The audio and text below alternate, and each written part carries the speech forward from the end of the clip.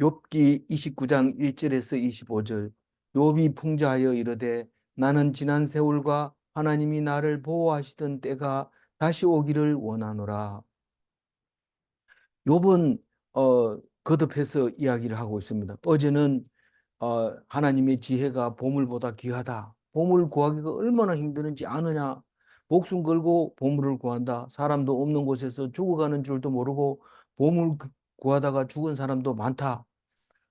땅속에서 매달려서 그것을 캐가지고 와가지고 보물을 만들어 놓으면 돈을 많이 받지요.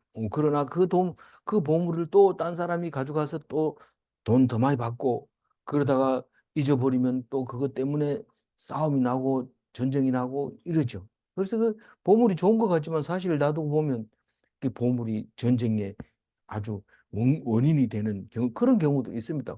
그만큼 우리는 보물은 귀하지만 또 반면에 그게 그렇게 우리에게 음, 또, 억울한 일을 만들기도 합니다. 그건 뭐 그 보물의 가치를 지금 얘기하고 있는 거죠. 근데 요번 하나님의 지혜가 그보다 훨씬 더 가치 있는 거고 오류도 없는 거고 영원한 것이고 누구나 가질 수 있지만 또 아무나 가질 수 없는 그게 지혜가 하나님의 지혜다. 그렇게 얘기를 하고 오늘은 욥이 지나온 과거 얘기를 합니다. 누구나 지나온 과거 얘기하면 자랑할 게 많지요. 그거를 책으로 썼으면 몇 권은 썼을 거야 이렇게 말하죠. 그럼 우리 어머니도 그렇게 얘기했고 우리 아버지는 그런 얘기를 한 걸 못 들었어요. 제가 아버지하고 뭐 다정다감하게 이런 얘기를 안 해서 그렇지만 아버님 원래 그런 말을 잘 안 하시는 분이니까 그런 얘기를 안 하지만 얘기 들어보면은 뭐 보국대 끌려갔다가 살아 돌아온 이야기, 삼척서 울진까지 걸어온 이야기. 지금은 그게 불가능한 것 같지만 옛날에는 다 그렇게 했습니다. 여기서 서울까지도 전부 걸어갔다 오고 하는 건데, 그런 얘기를 들으면서 어, 뭐 믿어지지 않는 얘기들을 많이 하고 있죠. 그래서 그 얘기가 너무 재밌게 들으면 그거를 책으로 써놓으면 재밌겠다 이런 생각을 하지만 사실은 우리 모두가 다 책을 쓴다면 책이 뭐 감당을 못 합니다. 그런데 하나님 말씀만 다 읽어보면 내가 경험했던 거는 아무것도 아닙니다. 그래서 내가 경험했던 거 일일이 적어놨는 거 성경 보다 보면 이게 쓰레기라는 걸 알고 내버려 버립니다. 그러니까 내가 일일이 얘기를 안 해도 그보다 더한 이야기가 성경 속에 있기 때문에 그리고 내 얘기가 그대로 들어있기 때문에 내보다 훨씬 더 자세하게 적어놨기 때문에 성경 가지고 충분하다는 거예요. 그래서 이 그리스도인은 뭐 자서전 뭐 이런 거 안 씁니다. 그런 그 안 써도 안 씁니다. 그런데 써면 안 되냐? 써면 안 되는 거 아닌데 부끄러워요. 나중에 보면 뭐 잘한다고 했는데 그런 걸 다 얘기하냐? 이러면은 갑자기 부끄러워지면서 그 얘기했는 게 차라리 안 쓰는 게 더 나을 뻔했다. 이런 생각이 들 때가 있습니다. 그런데 과거에 그 화려했던 이야기를 오늘 하면서 이 요번 앞으로도 내가 그 화려했을 때 잘 죽을 거다. 다시 말해서 명을 다하고 침대 위에서 할 얘기 다 하고 그러고 죽을 거다. 최고 멋진 거죠. 그렇게 죽을 거라고 생각을 기대하고 있었는데 지금 상황에서 완전히 상황이 달라져 있는 것을 이야기하고 있는 거죠. 오늘 얘기는 과거에 좋았던 이야기, 그리고 그것 때문에 미래도 창창할 거라고 생각했던 이야기를 오늘 하고 있는 거고, 오늘 이 이야기를 하는 이유는 오늘 그럼에도 불구하고 나는 이 꼴이 말이 아니다. 그 얘기를 하려고 오늘 말을 하는데, 내일 가야 이제 그런 얘기를 합니다. 나에게 이렇게 수치를 주는 이유가 있다. 그 얘기합니다. 그게 그 이유가 예수님의 이유나 마찬가지입니다. 예수님이 왜 십자가에 달려야 되고 왜 조롱을 받아야 되고 왜 이 사형 선고를 받아서 죽어야 되느냐. 그 살아 있을 때 뭐 예수님이 살아 있을 때 공생애는 뭐 3년밖에 안 됩니다. 요번 헌데 났을 때 썼는 얘기 요거 뭐 얼마나 걸렸는지 몇 달 걸렸는지 모르지만 요것만 이제 기록을 했는데 그거를 기록했는데도 이 2달 동안 묵상해야 할 만큼 양이 많은데 예수님은 3년을 공생애를 하면서 책 4권이 쓰여져서 그 사복음서를 가지고 우리가 묵상을 하게 되잖아요. 그런데 이 욥이 예수님을 닮았어요. 그래서 십자가를 지고 죽음을 당하는 이유는 그 과거에 그 있었던 일들은 다 잊어버려라. 다 잊어버려라. 그래야지 하나님의 영으로 다시 산다. 그걸 자랑한다고 꼭 붙잡고 있으면 결코 하나님이 영의 네게 임하지 않는다. 다시 말해서 죽어야 다시 산다. 그 얘기를 하시는 거예요. 그러니까 뭐 상장, 상패, 뭐 기념패, 뭐 자기가 뭐 과거에 무슨 회장했는 팻말 그거 안 버립니다. 그게 아까워가지고 왜 아깝냐면 비싸거든요. 그 삼각형으로 이렇게 돼가지고 회장 누구 누구 일어나는 걸 다른 건 다 버려도 그것만 가지고 딱 이 진열장에 올려놓고 이거 회장이 하셨네요. 이러면 자랑스럽죠. 그런 근데 나중에 보면 부끄럽습니다. 그때 있었던 거, 그때 뭐 조금 재면서 커피 사주던 이야기 이런 거 하면 갑자기 부끄러워지면서 그런 얘기 왜 해? 이러면서 안 하는. 그래 자랑스러웠던 자리가 그렇게 되는데 오늘 이 욥이 지금 이 화려했던 이야기가 이제 다 이제 뭐 음, 필요 없어지는 순간입니다. 예수님 십자가죠. 예수님 십자가. 그래서 죽어야 된다. 그래야 다시 산다. 그 말을 합니다. 그래서 이 풍자해서 이 말입니다. 풍자를 하면은 뭔 말인지 잘 모를 때가 많습니다. 오늘은 뭐 그렇게 어려운 게 없어가지고 왜 이렇게 풍자를 했나 이렇게 하는 게 몇 구절 안 됩니다. 사실 그냥 그대로 읽어도 뭐 풍자 하는 게 아니라고 해도 이해할 만큼 이렇게 되는 거죠. 그러나 분명히 직설적으로는 얘기 안 하고 비유적으로 은유적으로 얘기했다는 겁니다. 나는 지난 세월과 하나님이 나를 보호하시던 때가 다시 오기를 원하노라. 과거에 하나님이 나를 보호했다는 거죠. 그 모르는 사람이 들으면, 친구들이 들으면 풍자했기 때문에 그런 거지. 직접적으로는 그렇게 말할 수 없는 거예요. 어, 그래서 음, 그 얘기를 합니다. 근데 어머님이 예, 죄송합니다. 전준아 음소거하겠습니다. 예, 그 어, 하- 하나님이 나를 보호하시던 때 하나님이 욥을 보호해 줬다고 얘기를 하고 있습니다. 어, 그런 때가 다시 오기를 원하노라. 지금 그렇지 않다는 거죠. 지금 하나님이 보호하고 있지 않다는 겁니다. 그러니까 이렇게 내가 힘들고 어렵잖아요. 다른 말로 얘기하면 나를 회복하여 주옵소서 이런 뜻입니다. 2절이. 근데 3절도 똑같은 얘기합니다. 3절 읽어봅니다. 그때는 그의 등불이 내 머리에 비추었고 내가 그의 빛을 힘입어 암흑에서도 걸어 다녔느니라. 그때라고 하면 하나님이 나를 보호하시던 그때 그의 등불이 내 머리에 비쳤고 하나님이 뭔 등불이 있느냐? 축복의 등불 이러면 축복을 말하는 거예요. 축복의 등불이 내 머리에 비치고 이거 이런 용어가 욥기에서부터 시작됐는지 원래 있는데 욥기가 이 말을 했는 욥이 이 말을 했는지 그거는 정확하게 모르지만 이 신약에 와서는 그 등불이 하나님의 축복으로 이제 비유하 말하게 되죠. 그래서 욥이 어, 축복이 머리 위에 있었다. 빛이었다. 이 말은 내 머리 위에 항상 복이 임했다. 내가 그의 빛을 힘입어 암흑에서도 걸어 다녔느니라. 깜깜한데도 걸어 다닐 수 있는 거예요. 하나님의 빛으로. 그러니까 남들이 볼 때는 절망이다. 이제 끝났다. 그런데도 밝은 빛으로 걸어갔다. 무서운 게 없었던 때죠. 뭐 사실은 어떤 조그만 교회 교인들이 단합을 해서 버스를 대질해서 어 야외 예배 간다고 버스 타고 가다가 불러가지고 그 탄 사람들이 다 죽었어요.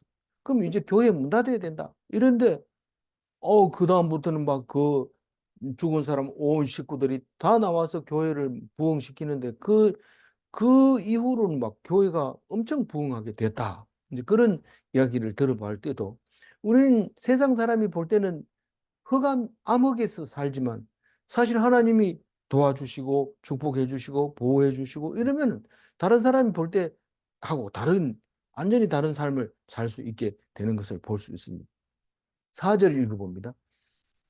내가 원기왕성하던 날과 같이 지내기를 원하노라. 그때에는 하나님이 내 장막에 기름을 발라주셨도다. 그 보호하시던 때, 그 등불이 비출 때, 그때 회복되기를 원한다. 자꾸 얘기를 하고 있죠. 그때는 원기가 왕성했다. 뭐 그래가지고 하나님이 그렇게 해주셨는데 하나님이 내 장막에 기름을 발라주셨도다. 이런데 원래 있는 대로 얘기하면 내 천막에다가 내 집에다가 기름을 발라주셨다. 이랬는데 사실 자세하게 생각해 보면 그게 아니라 제사장에 기름을 바르면 제사장 되는 거예요. 장막은 보통 몸을 장막이라고도 말하죠. 그래서 이 기름 부은 자가 됐다는 거죠. 이 1장에 보면 자녀들이 이 생일 잔치를 하고 나면 그 아버지가 불러다가 속죄제를 다 소를 잡고 양을 잡아서 속죄제 드리는 것을 볼 수 있습니다. 그러나 이 종기가 나고 부정하게 됐을 때 그 제사장직을 못하게 됩니다. 그래서 제일 답답해하고 있었죠. 그런데 42장에 가면 하나님이 욥의 말이 옳다. 친구들은 욥에게 제물을 바치고 욥은 그들의 죄를 하나님께 빌어라. 그래가지고 제사장 역할을 하는 것을 봅니다. 다시 말해서 회복이 되는 겁니다. 그때 하나님이 내 장막에 기름을 발라주셨다. 이렇게 읽을 때 제사장으로 하나님이 세웠구나. 실제로 뭐 욥이 이 제사장으로 기름 바르는 게 순서적으로 뭐 있었느냐 하면 그런 거는 없었어요. 없었지만은 우리는 그렇게 이제 읽을 수가 있었던 거죠. 5절 읽어볼까요? 그때에는 그때는 전능자가 전능자가 아직도 나와 함께 계셨으며 나의 젊은이들이 나를 둘러 있었으며 음, 그때는 이 전능자가 함께 있었다. 그러니까 하나님이 함께 하셨다 이 말입니다. 기름을 발라주고 함께 하시고 그러니까 나의 젊은이들이 나를 둘러 있으며 둘러 있으며 이 말은 다른 말이 아니고 휘하의 장정들이 있었다 이 말입니다. 어떤 사람들에게 둘러싸여 있을 때는 아주 곤란할 때라든가 아니면은 자기를 보호하는 젊은 청년들이 호위하고 있을 때 그렇게 둘러싸여 있죠. 오늘 이거는 청년들이 자기 일을 음, 함께 했기 때문에 그만큼 보호해 줄 사람들이 있었다. 그 말입니다. 6절 읽어봅니다. 저주로 내 발자취를 씻으며 바위가 나를 위하여 기름 시내를 쏟아냈으며 이 6절 같은 경우에는 좀 풍자가 좀 심하다. 이제 이렇게 보면서 이 풍자가 심하다는 얘기는 시편처럼 이 글을 썼다. 이런 말을 이렇게 생각하면 되는 거예요. 저주로 내 발자취를 씻으며 이 말은 이 욥이 가는 곳마다 가축들이 막 새끼를 낳고 막 생산을 하고 이러니까 저지 그냥 길바닥에 흐르고 욥이 발걸음 걸으면 그 발자국이 있어야 되는데 그 위에 비린내가 나는 저지 흐르고 있었다. 그렇게 얘기하면서 소떼와 양떼들이 목축이 잘 됐고 이런 뜻이고 바위가 나를 위하여 기름 시내를 쏟았으며 이 말은 이 돌짝밭을 그 가꾸면 그게 이제 올리브 농장이 돼가지고 음, 올리브 그 감남원이 되는 거죠. 올리브 농장이 되는 거죠. 그러면 풍성하게 기름이 올리브 기름을 짜게 되는데 그 기름이 그냥 뭐 짜면 병에만 다 들어갑니까? 짜다 보면 다 밖으로 흩어지고 터지고 이렇습니다. 그럼 그게 뭐 시내가 돼서 막 흘러갔다. 이렇게 좀 세게 표현을 한 거지요. 그래서 이걸 풍자로 했는데도 직접 읽어보고 뭔 말인지 모르겠다 이러고 덮어버리면 안 되고 이거를 깊이 좀 생각해 보면 더 똑바로 얘기하는 것보다 더 멋있게 예, 들려지죠. 7절 읽어볼게요. 그때에는 내가 나가서 성문에 이르기도 하며 내 자리를 거리에 마련하기도 하였느니라. 이게 두 가지 다 같은 말이에요. 이 뭐냐면 내가 나가서 성문에 이르기도 하며 이 말은 성문에 앉으면은 장로들이 보통 성문에 앉아 있는데 그게 재판 자리예요. 그 밖에 있는 사람이 성에 들어올 때도 그 장로들한테 가서 나는 이런 억울한 일이 있습니다. 이러면은 장로들이 그럴 때는 이렇게 해야 되고 그 사람은 불러와라. 내가 어, 얘기를 해줄게. 뭐 이렇게 해서 성문에 앉아서 그런 사람들을 지도해주고 판결해주는 그런 자리가 이제 성문이고요. 내 자리를 거리에 마련하기도 하였느니라. 이 성문으로 출입을 안 하는 사람이 있어요. 성 안에서만 사는 사람이 있고 또 성 안에서 오래 많은 일이 일어나기 때문에 거리에서도 자리를 하나 만들어 가지고 이 신약에도 보면 박석을 깔았다 이런데 그 얇은 돌을 쫙 깔아놓고 거기다 의자 하나 갖다 놓으면 그게 재판 자리입니다. 그래서 재판 받을 사람은 그 앞에 가가지고 꿇어 앉아서 어, 사연을 얘기하면 그 앉아 있는 재판관이 판결을 내리는 그런 자리를 음, 앉았었다, 준비해 줬다. 사람들이 그 요번 막 최고의 자리에 지금 그냥 앉아서 화려한 건데 그게 옛날로 돌아갔으면 좋겠다 이 말입니다. 근데 지금은 거기에 자리에 앉지도 못합니다. 온 부스럼이 난 사람한테 누가 가서 뭐 물어보겠습니까? 그건 아예 앉지도 못하고 제사장 노릇도 못하고 그런 상황에 있다는 것을 지금 얘기하고 있는데 그 얘기를 과거에 화려했던 얘기를 함으로써 지금 현재 상태를 음, 미, 이제 풍자해서 보여주고 있는 거죠. 9절, 8절 읽어봅니다. 나를 보고 젊은이들은 숨으며 노인들은 일어나서 서며. 그래, 젊은이들이 왜 숨어요? 사람 보면. 저 어른 온다. 우리 저기 그냥 가버리자. 안 그러면 똑바로 서서 또 예의가 또 잘못됐다 이러고 막 야단치고 이러면은 안 되니까 숨은. 그러니까 두려워서 숨는 거죠. 그리고 노인들이 일어선다는 것은 존경한다는 거예요. 노인들이 벌떡벌떡 일어나다는 거는 노인들 중에서 최고 대빵이라는 거죠. 그만큼 어, 장로들이 존경하며 이런 뜻으로 읽으면 되고 구절 읽어봅니다. 유지들은 말을 삼가고 손으로 입을 가리며. 그 유지들은 뭐 다른 말이 없고 그냥 유지들 이렇게 그대로 읽으면 되는데 말을 삼가고 이 말은 유지들은 다니면서 그래 그러니 잘하고 있지 내가 해결해 줄게 뭐 이러면서 막 이렇게 다닙니다. 유지들은 원래 그래 다니는 겁니다. 그런데 함부로 얘기 못 합니까? 욥이 딱 있으니까. 그 잘못 얘기하면 네가 왜 사람들을 선동질하느냐 뭐 이렇게 얘기할 수도 있고 뭐 하여튼 그 욥의 이 말이 유지들의 말하고 다르거든요. 그러니까 함부로 얘기를 못 합니다. 손으로 입을 가리고 이 말은 함부로 말을 하지 않는다는 그런 말입니다. 10절 읽어봅니다. 지도자들은 말소리를 낮추었으니 그들의 혀가 입천장에 붙었느니라. 지도자들도 무슨 뭐 그런 뭐 다른 이야기 할 게 없습니다. 그 리더들이고 그 지도자들인데 욥이 있으면 그만 조용하게 가서 그냥 그거는 네가 알아서 해 이렇게 얘기하는데 만약 욥이 없다면 내가 하라 그러는 거 똑바로 못해 막 이러면서 야단치는데 그 앞에서 조용히 얘기하는 거예요. 욥 앞에서 그만큼 욥이 이 인격적으로나 권위적으로나 상당히 그 화려했다는 것을 말하고 있는 거죠. 그리고 혀가 입천장에 붙었다 이런데 이게 붙어놓으면 말을 잘못하면 소리가 안 나옵니다. 그래가지고 뭐 쉽게 얘기하자면 좀 더듬거린 거죠.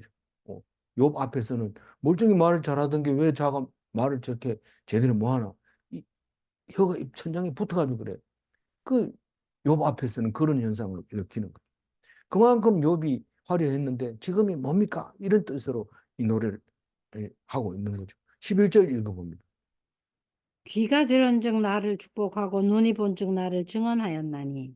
이것도 이제 풍자로 지금 얘기하고 있는데 나에게 들리는 건 다 축복하는 얘기밖에 안 들린다. 나보고 저주하는 소리는 안 들린다. 이런 뜻이나 마찬가지. 보, 보, 눈이 본즉 나를 정언하였나니. 이 말은 조금, 음, 이 앞에 말보다는 조금 어려운 말이지만 사실은 보이는 것은 나의 옳음을 증언하는 자들이었다. 이 말입니다. 사람들이 가다가 눈을 딱 마주치면은 웃으면서 인사하고 그래 뭐 안부 묻고 이러는 것은 여태까지 내가 옳게 했다는 거예요. 그래 그 사람들이 말하는 걸 들어보면 그 참 옳으신 분입니다. 그리고 보- 사람 눈을 마주쳤는데 이게 내가 옳게 하고 있다는 것을 증언하고 있구나. 그렇게 말할 수 있었던 거죠. 12절 읽어봅니다. 이는 부르짖는 빈민과 도와줄 자 없는 고아를 내가 건졌습니다. 사람들이 왜 나를 보고 잘했다 이렇게 증언을 할까요? 빈민을 건졌기 때문에 그래요. 이 빈민이 어떤 빈민이냐 하면은 고통을 부르짖는 빈민. 뭐 가난하고 부자는 상대적인 거기 때문에 나는 이 사람보다는 가난하고 뭐 이렇게 얘기할 수 있지만 그거는 먹고 살 게 없어서 부르짖을 때 이 그런 사람을 뭐 도와줘 어 그렇게 도와줬고 도와줄 자 없는 고아를 내가 건졌다. 이 빈민은 어떻게든지 살 수 있을지 몰라도 고아는 가난하면 죽습니다. 그래서 그 고아를 도와줬다고 안 하고 건졌다 이렇게 얘기합니다. 이 내가 안 도와줬으면 죽을 뻔했다.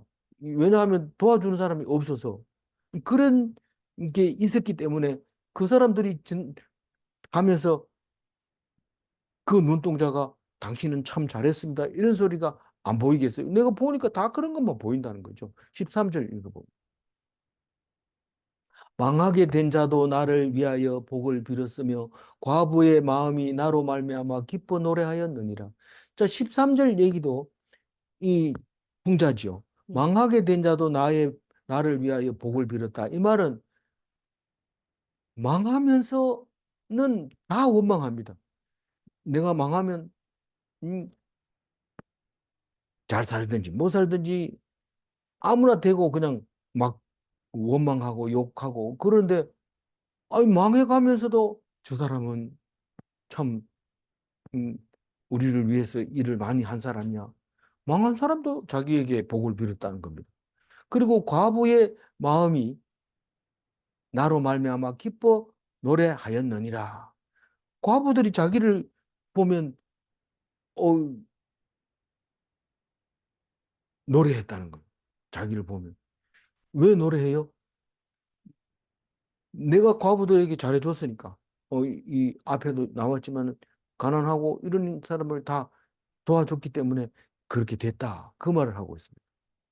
14절 읽어봅니다. 내가 내가 의를 옷으로 삼아 입었으며 나의 정의는 겉옷과 모자 같았느니라. 의는 우리가 계속해서 잘 아는 제닥하고 정의는 미시파트입니다. 어, 의는 누구나 봐도 하나님이 봐도 사람이 봐도 옳다 여기는 걸 제닥하라고 하고 어, 그 하나님 입장에서는 우리가 이해 못하는 정의도 있고 또 사람도 남들이 이해 못하는 정의가 있을 수 있는데 그 제다카를 의복 삼고 미시파트를 모자로 삼았다 이런 얘기를 합니다. 그럼 그게 무슨 말이냐? 그러니까 욥은 잘 못한 게 있어도 그것은 자기가 정의라고 생각하고 있는 거죠. 내가 이 앞에서 얘기를 했어요. 욥이 내가 죽을 때까지 목숨이 끊어질 때까지 난 나의 옳음을 주장하겠다. 내가 죄가 있어서 아픈 게 아니다. 그 얘기를 계속하고 있는 거죠. 그래서 네가 옳은지 그런지 어떻게 아냐? 사람들 얘기 들어보니까 나를 축복하고 내가 보니까 전부 나를 잘했다고 증언하고 있는데 그리고 나를 보고 기뻐 노래하고 나에게 복을 빌어주고 그런 거 보면 나는 옳고 나는 미시파트고 나는 째락하다. 그 얘기를 하고 있는 거죠. 15절 읽어봅니다. 나는 맹인의 눈도 되고 다리 저는 사람의 발도 되고. 그럼 이것은 뭐 어렵지 않잖아요. 맹인의 눈이 돼서 손을 잡고 길을 안내해주고 다리 저는 자를 부축해가지고 음, 집에까지 데려다주고 그렇게 했다는 겁니다. 16절 읽어봅니다. 빈궁한 자의 아버지도 되며 내가 모르는 사람의 성사를 돌보아 주었습니다. 가난한 사람 아버지가 되면 막 챙겨줘야 됩니다. 제가 학교에 있을 때 간호과에 온 여학생이 이 솔미라는 이 학생이 있었는데 이북에서 탈북한 이 학생이. 그래서 뭐 아버지도 없고 아는 사람도 없고 아무도 없이 이렇게 내려왔어요. 그래서 제가 한 학기에 반 중간고사 칠 때까지 매번 점심시간이 되면 내 방으로 오라고 해서 저가 매일 하듯이 이렇게 매일 성경 공부를 같이 하고 밥 먹고 이렇게 했는데 중간고사를 딱 치고 났더니 애가 뭐 너무 어렵다고 이러더니 뭐 중간고사 치고는 학교를 안 나왔어요. 그래서 이제 나중에 전화해 보니까 받지도 않고 이런 거 보니까 그랬어요.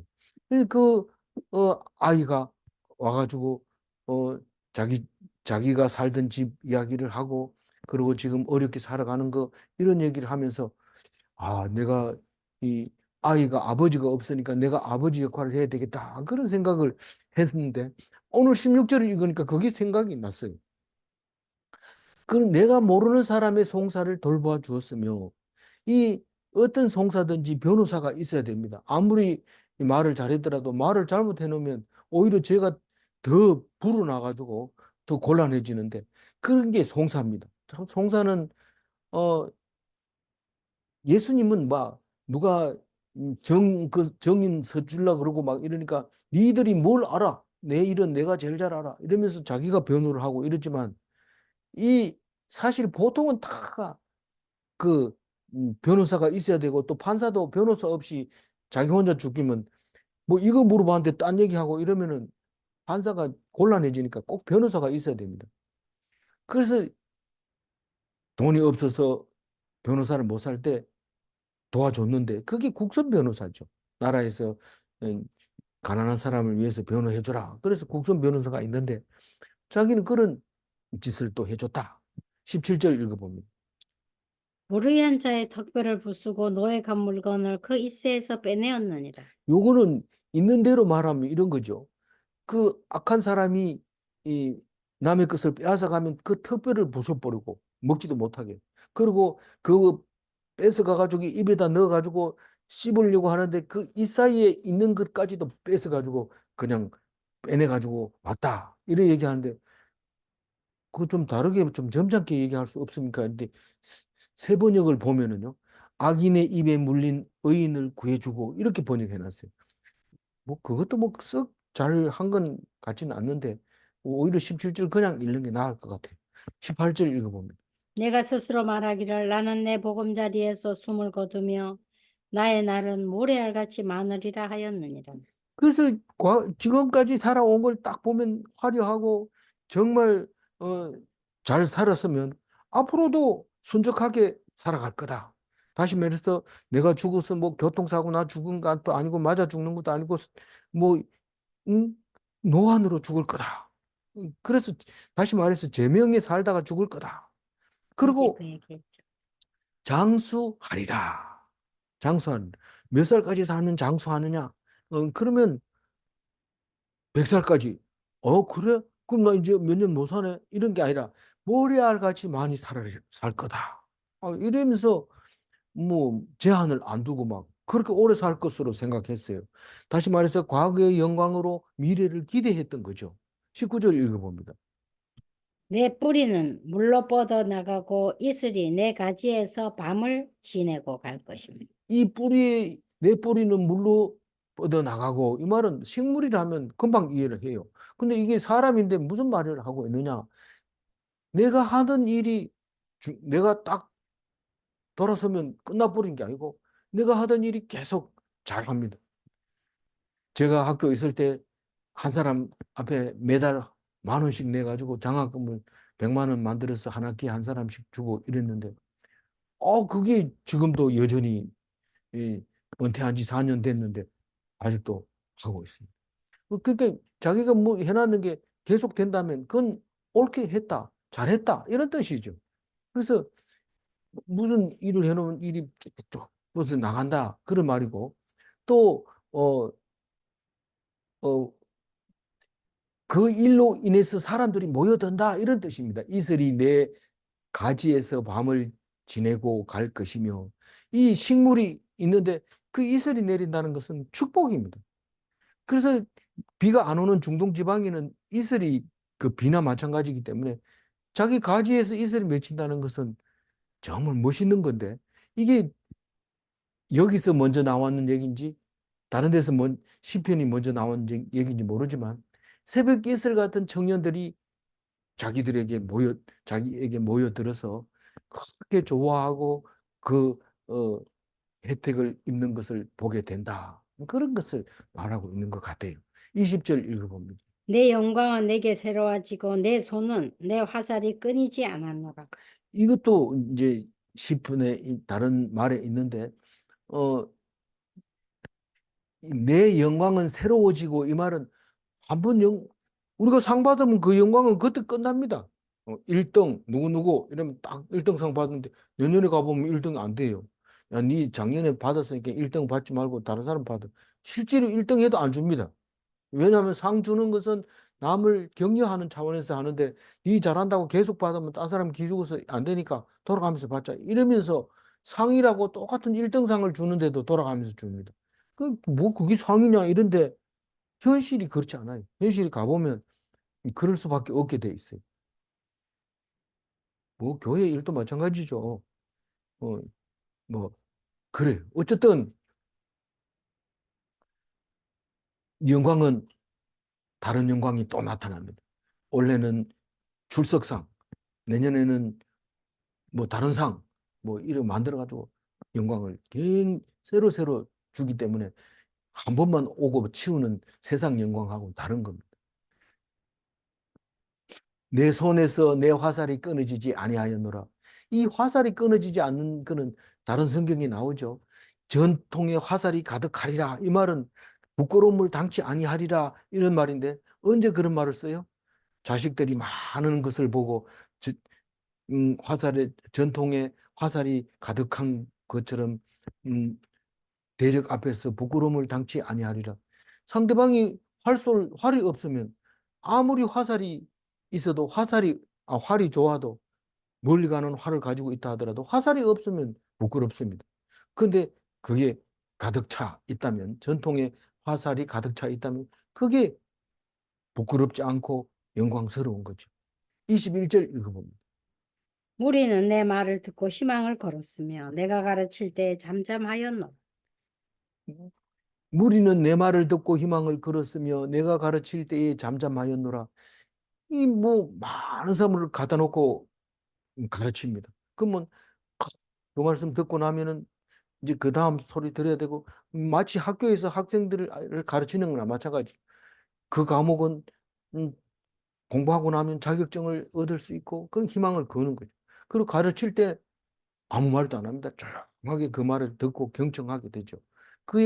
그만큼 음, 내 말을 하면 진중하게 받아들였다. 이제 그 얘기도 21절에 그렇게 하고 있고요. 22절 내가 말한 후에는 그들이 말을 거듭하지 못하였나니 나의 말이 그들에게 스며들었습니다. 이것도 이제 풍자로 말하니까 좀 어렵긴 하지만은 뭐 그래도 뭔 말인지 못 알아듣지는 않습니다.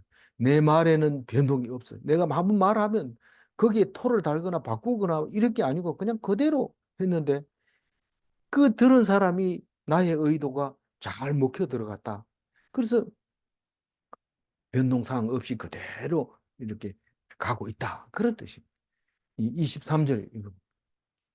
그들은 비를 기다리듯 나를 기다렸으며 봄비를 맞이하듯 입을 벌렸느니라. 이 비를 기다리는 그 봄이 되면 비가 와야 됩니다. 그래서 이 늦은 비가 봄비를 늦은 비라고 하는데 우리가 이제 이 싹이 틀 때는 이른 비라 해서 가을에 비가 와야 되지만 이게 이제 싹이 올라와 가지고 이제 이삭을 피우려고 힘차게 할 때 비가 안 오면 이삭을 피우지 못합니다. 그래서 그 비를 기다리고 있는데 나를 그 봄비처럼 기다렸다.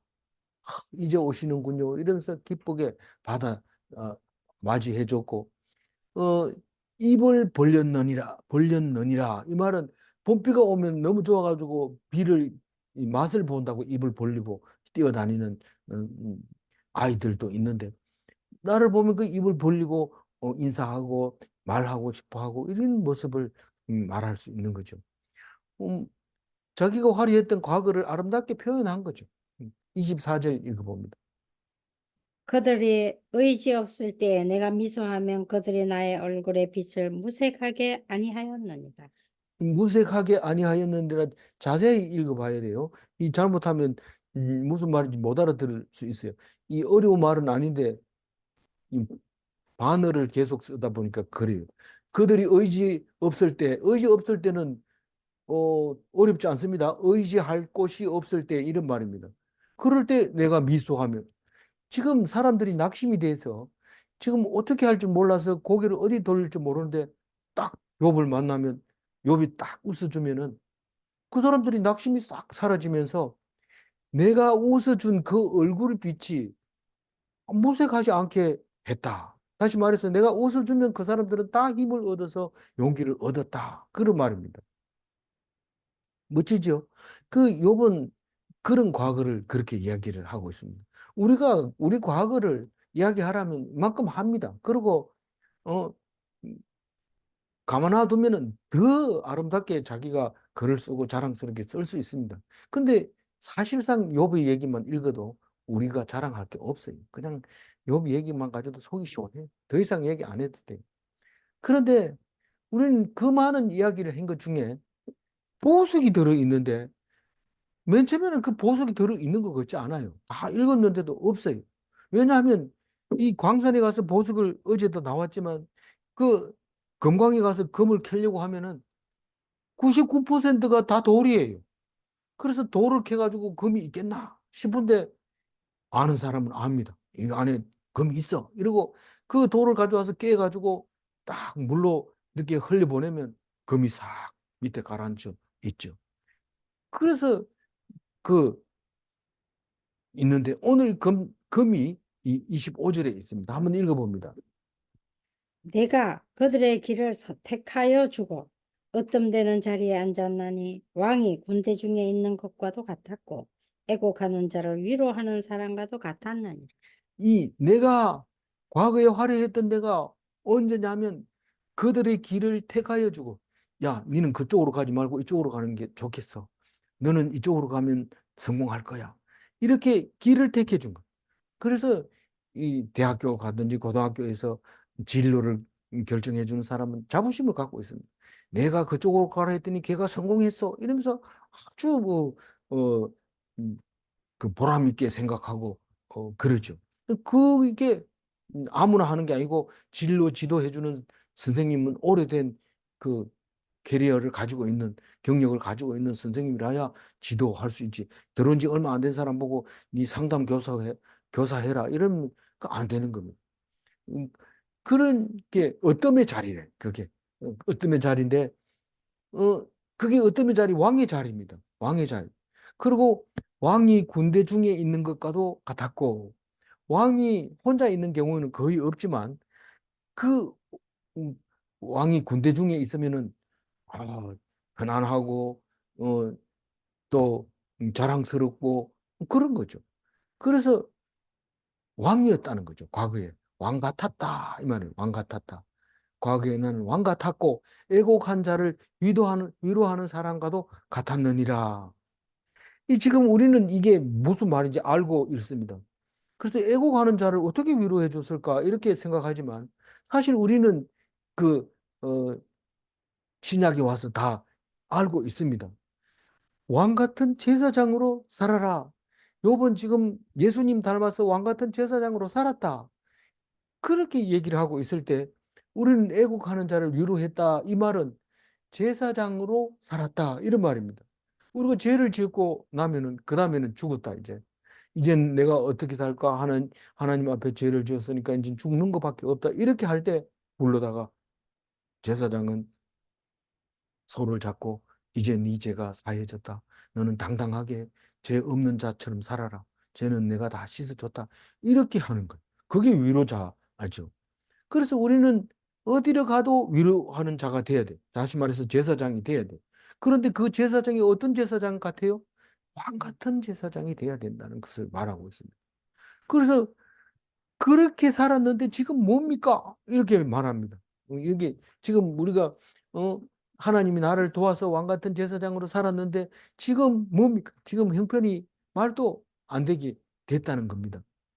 그래서 오늘 25절 다시 한번 읽고 정리를 할게요. 내가 그들의 길을 택하여 주고 어떤 데는 자리에 앉았나니 왕이 군대 중에 있는 것과도 같았고 애곡하는 자를 위로하는 사람과도 같았느니라.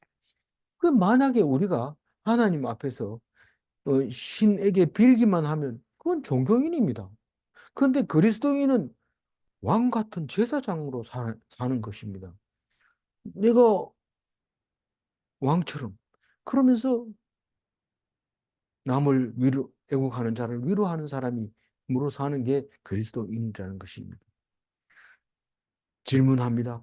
종교인이 되면 자격과 신분이 변함이 없는가?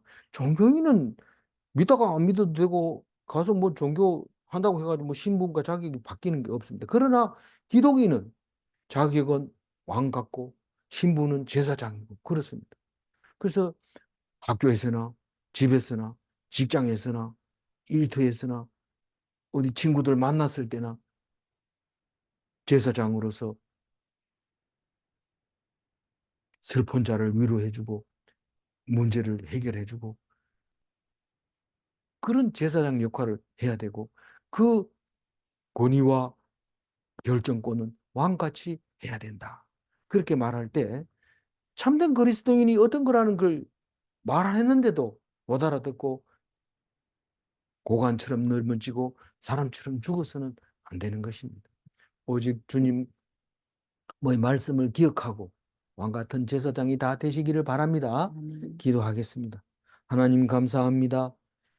욥을 통해서 고난을 통해서 내가 어떻게 살아야 되고 어떻게 살 수밖에 없는가를 가르쳐 주실 때 나는 제사장으로 살아야 되고 왕 같은 권위를 가지고 살아야 된다는 것을 생각하며 감사를 드립니다.